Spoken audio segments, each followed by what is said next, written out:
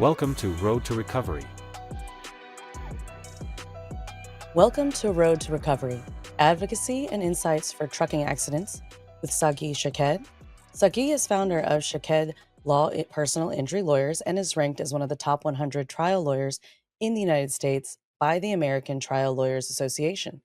With a wealth of experience in personal injury, wrongful death, and complex litigation cases, he passionately advocates for victims and has recovered multi-million-dollar settlements in damages for his clients. I'm Heidi Mack, and today we're talking about Underride accidents. What are they? Who's responsible? And how do victims fight back? This episode is called Underride Accidents: The Hidden Danger of Rear-End Truck Crashes. Sagi, welcome back. Thank you so much for joining us. Thank you, Heidi. Thanks for having me. Wonderful. Let's get to it. So, what is an underride accident, and why are these crashes so dangerous? So, when we think of an underride accident, you really have to think about a tractor and a trailer, usually an 18-wheeler, where someone rear ends them. So, think about the way it'll happen is a car in back of an 18-wheeler, usually the tractor or the trailer portion, will slide underneath the rear of the large portion of the truck or the trailer. And then the car that usually slides underneath is generally not a truck or a trailer. It'll be a car that is lower to the ground, such as a sedan. So, what happens is the upper part of the car that slides gets crushed or what you'll call sheared off, where the top of the portion of the car, usually from where the windows start, the bottom of the window, all the way up, are just completely torn off, and it leads to some horrific injuries, and a lot of times leads to fatalities, people dying. And so the standard car features that you'll see in a car that are standard now, like a seatbelt, an airbag, they don't provide any type of protection when a car slides into the back of an 18-wheeler. So oftentimes you'll see horrific, again, injuries to the front seat passengers, severe trauma, and fatalities. So, are these trucking companies required to install underride guards, and do they work? Quick answer is yes. What happens is there's federal law requires that the underride guards are installed on most trucks.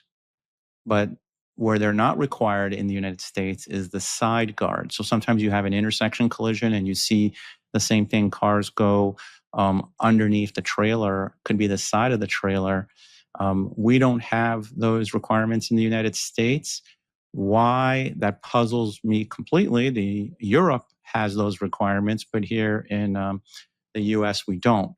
So the current rear guard standards, in my mind, are outdated, and they don't really provide a good underride protection for cars that smash into them. Because what happens is if you have that underride protection, when a car smashes into it, it'll be like a car slamming into another car. So yes, there'll be some damage, but it won't be where the roof is torn off or sheared off and people lose their lives. They may get injured, but they're not going to die. So the side underrides, again, in the US, they're not required.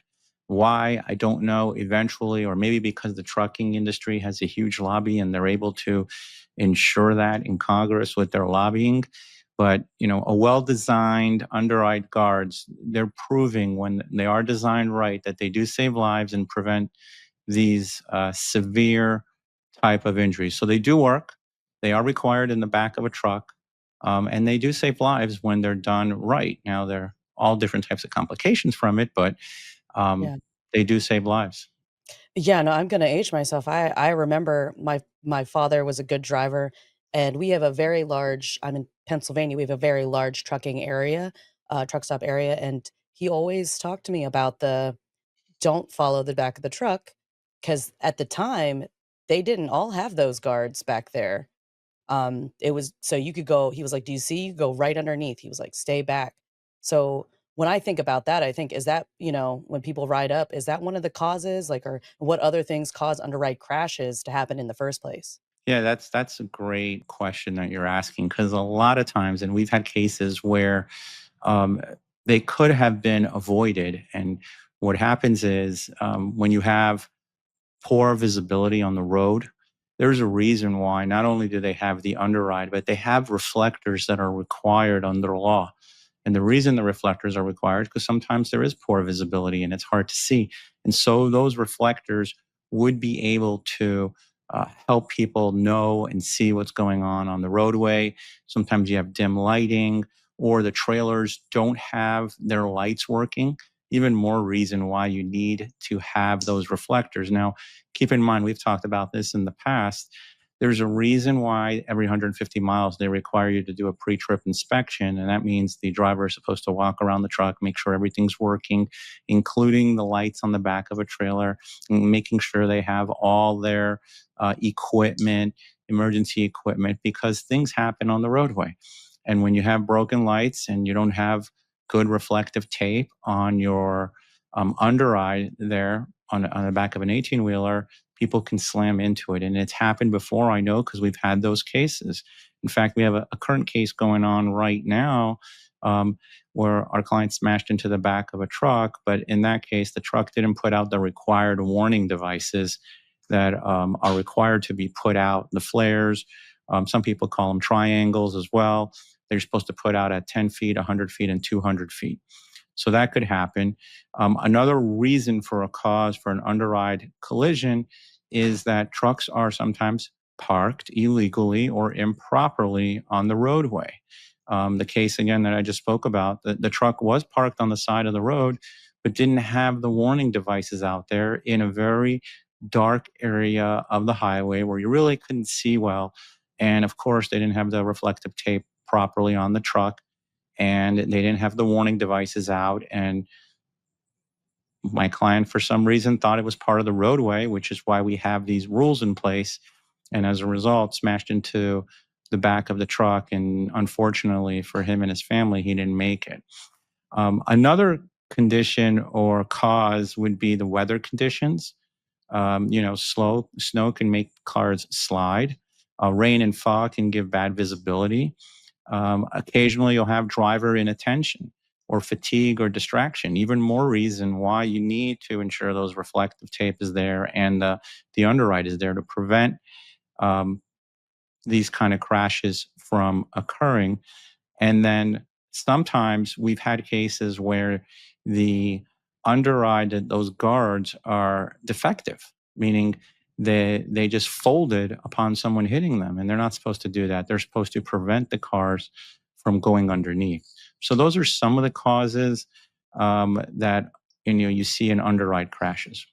So then how do these cases differ from our typical rear end or side impact collisions, along with like the liability there, the driver, company, trailer manufacturer? How does that all work together? Yeah, so for anyone who's got an underride guard case, first thing you need to do is definitely get with an accident reconstruction expert. And potentially, depending on what the issues in the case, you may need some other, experts that specialize in trucking, or maybe it's a product defect case. So you definitely need to look into that. Eventually, talking about getting out to the scene, that's important. And because we're talking about potentially a defective guard where the underride is, you need to look, is there a design defect on the part of the trucking company? Or is there a maintenance issue where they weren't maintaining it, where they didn't look and see what there was to be seen? So those are some of the things that you need to look at. So they can have multiple parties at fault, not just the trucking company and the driver of the truck. It could be the people who manufactured the truck. It could be specifically the people who manufactured the guard. So there's many different things to look at. And again, you want to look at the trucking company safety practices when you talk about maintenance. Did they comply with the federal regulations? So there's a multitude of people to look at, and there's a multitude of ways that um, these types of collisions occur and how these cases are different. So be on the lookout for when you have one of these. It's not your typical case, number one. And number two, I've tried these cases. I've gone to trial on this where my client smashed into the back of a truck. They're difficult cases because everyone thinks the person who does the rear ending is automatically a fault, which it's not always the case.